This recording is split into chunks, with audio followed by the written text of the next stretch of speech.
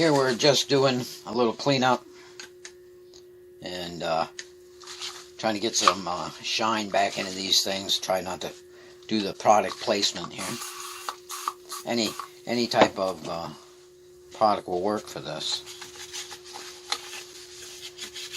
This is an old Slingerland set, which I don't think has seen any type of cleaning or maintenance probably since it was fairly new. I'm just putting a fairly even coat in here. Then I'm going to let it set. Let it set a little bit. This is just basic cleaning, basic maintenance. Trying to get these Slingerlands back into a fairly good condition to kind of stabilize them a little bit. That's just like a polish cleaner. And then I will use a little, no product placement, but use a little type of scratch cover, which will just kind of get into those places where there's a little bit of imperfections in the finish.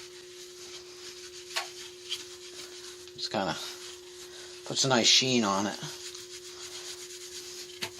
and it'll help cover up any defects that are in the finish.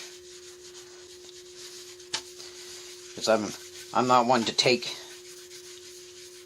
all the history out of the drum. It's nice to see the battle scars, as they call them on these things. You know, if you want a new kit, go buy a new kit. But if you're looking for vintage drums, it doesn't make a lot of sense to recover and sand them down and take the original finish off the drums. You take all the patina, as they say, or the battle scars, as I like to call them. I mean, you know, these are drums. These are like a tool. These are made to be used, not just stuck somewhere and put away in pristine condition. And I guess if you're a collector, that's fine, but I tend to look at drums as a tool. It's an instrument. They're made to be played. They're nice to look at. I guess you can consider them an artwork, like drums, guitars, all that kind of stuff. You know, they're nice to look at. They're nice to collect. They're nice to have. But it becomes I have. You never play them, so they never get used for the purpose that they were made for. I mean, this one, you can see it's got some defects, it's got some dings in it. You know, but I think that adds to the kit or the drum or the guitar. Adds to the history.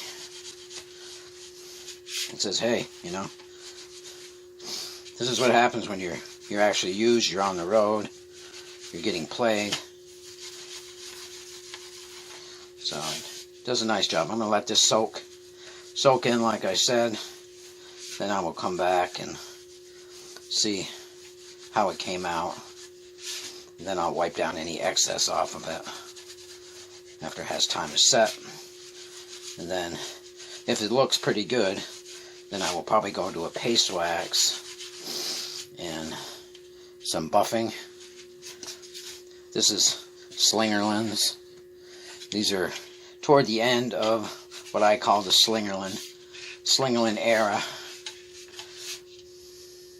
They were trying to compete with all the Japanese imports that were coming in at the time. This is a rather large kit. This has got 1, 2, 3, 4, 5 mounted toms. And it has an 18-inch floor tom, and this is a single bass kit. It'd be fun to find the other bass drum, I guess, and find one that would match this, and then you would have a double bass, almost like a monster kit. And this would be pretty versatile. You could use this for any type of situation that you might run into playing. So that's just a little video to show some of the smaller things that we do just to get these guys back into good playing condition, last another 50, 60, and so on years. Thanks for watching.